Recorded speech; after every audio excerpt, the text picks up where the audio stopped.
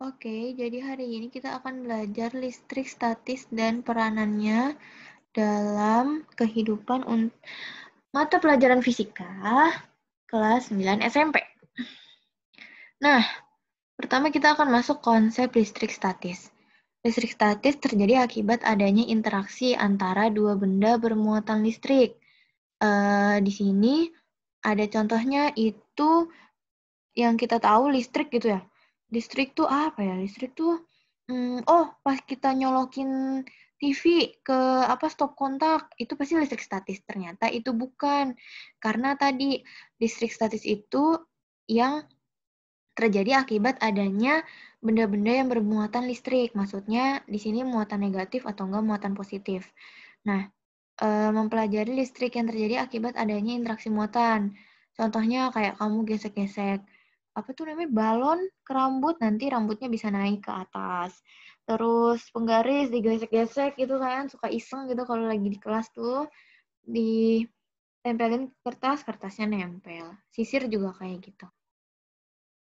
Nah, tadi udah aku bahas tentang muatan listrik.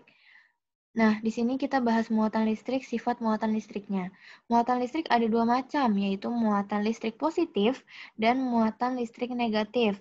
Kalau muatan listrik positif biasanya disebut proton, tandanya positif, jelas dong karena muatannya positif kan. Kalau muatan listrik negatif namanya elektron, lambangnya, tandanya dia minus. Nah, selain itu, muatan listrik itu ada yang muatan listrik sejenis sama muatan listrik tak sejenis. Kalau muatan listrik sejenis, dia bakal tolak-menolak, tapi kalau muatan listrik tak sejenis, dia akan tarik-menarik. Contohnya seperti gambar yang ada di kanan bawah ini. Ini kalau positif sama positif, tolak-menolak karena sejenis kan ya. Kalau positif sama negatif, tarik-menarik karena tak sejenis. Kalau negatif sama negatif karena sejenis dia akan tolak-menolak. Seperti itu. Selanjutnya kita akan mempelajari tentang pemberian muatan listrik kepada benda. Pada umumnya, benda bersifat netral. Nah, apa maksudnya benda netral? Benda yang memiliki jumlah proton sama dengan jumlah elektron. Benda dapat menjadi muatan positif dan negatif dengan cara menangkap atau melepas elektron. Kehilangan elektron berarti dia bermuatan positif dong, karena semakin banyak protonnya gitu kan. Elektronnya semakin dikit. Tadi kan kita tahu kalau elektron itu bermuatan negatif. Berarti kalau negatifnya dihilangin, lebih banyak yang positif dong. Gitu. Kalau menangkap elektron, berarti elektronnya negatifnya makin banyak. Berarti dia bermuatan negatif.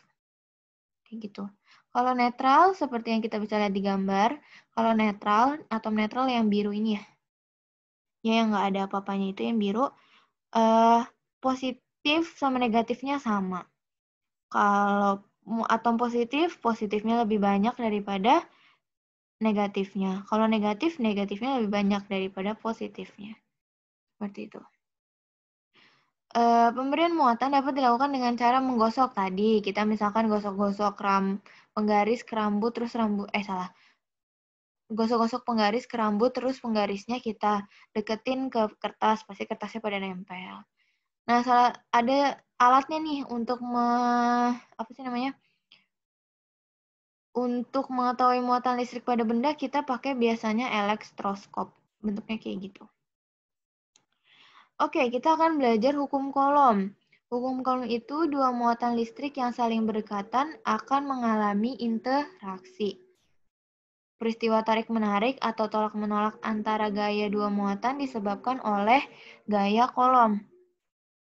Rumusnya ini, F sama dengan K kali Q1 kali Q2 per R kuadrat, di mana F itu merupakan gaya Coulomb atau gaya listrik dengan satuan Newton, Q itu muatan listrik, satuannya Coulomb, R itu jarak, satuannya meter, K itu konstanta. Dia nilainya selalu kayak gini. Di setiap soal, kalau nggak diketahuin konstantanya, pasti nilainya segini, nggak usah bingung. Gaya tarik atau gaya tolak antar muatan disebut gaya elektrostatis. Kayak gini ya maksudnya. Q1 itu muatan benda 1, Q2 muatan benda 2. R itu jarak. F itu gaya kolomnya. Ada yang tolak menolak, positif sama positif, negatif dan negatif juga bisa tolak menolak. Ada yang tarik menarik, positif dan negatif ketika didekatkan. Terus selanjutnya ada medan listrik. Medan listrik itu daerah yang terpengaruhi oleh sifat kelistrikan suatu benda. Sifat kelistrikan benda dapat ditunjukkan oleh adanya garis-garis gaya. Arah garis-garis gaya akan menunjukkan jenis muatan yang ada dalam suatu benda. Misalkan nih garisnya dia kan keluar semua ya. Kita lihat dari gambar yang kiri dulu. Kiri dua ini ada muatan positif, muatan negatif. Kalau muatan positif, medan listriknya dia keluar. Lihat ya, keluar. Tapi kalau muatan negatif, dia medan listriknya ke dalam nih. Ke dalam. Nah, makanya ketika positif dan positif didekatkan, keluar semua kan, nggak ada yang nangkep kan medannya.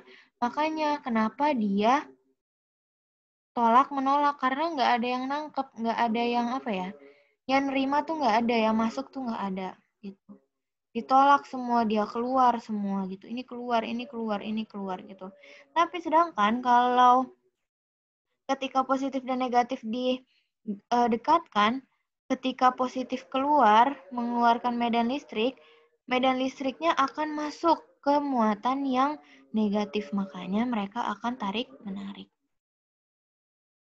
Persamaan medan listrik ini E sama dengan F per Q atau E sama dengan K per R kuadrat. Tapi biasanya lebih banyak yang dipakai yang ini.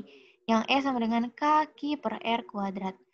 E itu medan listrik, satuannya Newton per kolom. F itu gaya kolom, satuannya Newton. K itu konstanta, sama konstantanya 9 kali 10 pangkat 9. Q itu muatan, satuannya kolom atau C, R itu jarak, satuannya meter. Selanjutnya ada beda potensial dan energi listrik. Membahas mengenai lompatan muatan listrik. Muatan dapat berpindah karena adanya beda potensial listrik. Persamaan beda potensial listrik ini, V sama dengan W per Q. W itu beda potensial, satuannya volt. W itu usaha atau energi, satuannya joule. Q itu muatan listrik, satuannya coulomb. Nah, listrik statis dalam kehidupan sehari-hari. Ada kelistrikan pada sel saraf.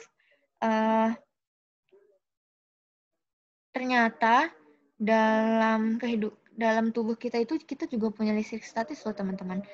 Contohnya di sel saraf ini. Lebih lanjutnya nanti dijelasin di biologi ya gimana-gimananya.